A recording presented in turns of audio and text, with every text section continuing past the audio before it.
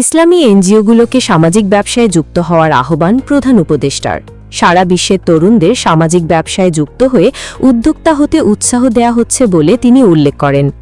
বাংলাদেশের অন্তর্বর্তীকালীন সরকারের প্রধান উপদেষ্টা অধ্যাপক মোহাম্মদ ইউনুস মুসলিম বিশ্বে সহায়তা প্রদানের লক্ষ্যে ইসলামী এনজিওদের আরও বেশি সামাজিক ব্যবসার উদ্যোগে যুক্ত হওয়ার আহ্বান জানিয়েছেন।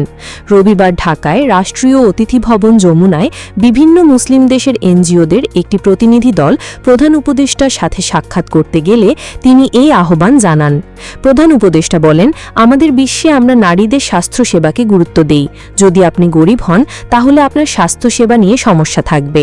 আমরা স্বাস্থ্যসেবাকে গরিবদের সহায়তার একটি উপায় হিসেবে দেখেছি। তিনি বলেন, সামাজিক ব্যবসা এই সহায়তা প্রদানের একটি ভালো উপায়। সারা বিশ্বের তরুণদের সামাজিক ব্যবসায় যুক্ত হয়ে উদ্যোক্তা হতে উৎসাহ দেয়া হচ্ছে বলে তিনি উল্লেখ করেন। বৈঠকে উপস্থিত এনজিও নেতারা বলেন, সাম্প্রতিক বছরগুলোতে অধ্যাপক ইউনুস পরিচালিত সামাজিক ব্যবসার প্রচারণা তাদের নিজ নিজ দেশে একই ধরনের উদ্যোগ গ্রহণে অনুপ্রাণিত করেছে।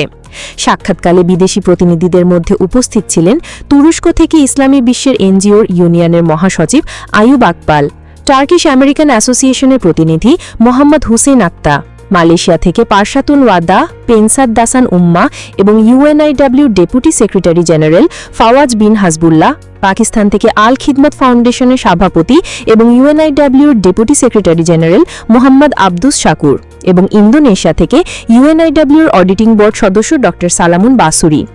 এছাড়া ঢাকা বিশ্ববিদ্যালয়ের অবসরপ্রাপ্ত অধ্যাপক ও বিআইআইটি সভাপতি অধ্যাপক মাহমুদ আহমেদ, এসিডব্লিউইবির চেয়ারম্যান এবং ইউএনআইডব্লিউ এর হাই অ্যাডভাইজারি বোর্ডের সদস্য এসএম রাশিদুজ্জামান, ইউএনআইডব্লিউ এর কাউন্সিল সদস্য এবং কৃষিবিদ গ্রুপের ব্যবস্থাপনা পরিচালক ড আলী আফজাল এবং বিআইআইটির মহাপরিচালক ও আইআইআইটির কান্ট্রি রিপ্রেজেন্টেটিভ ড এম আব্দুল আজিজ এ সময় উপস্থিত ছিলেন।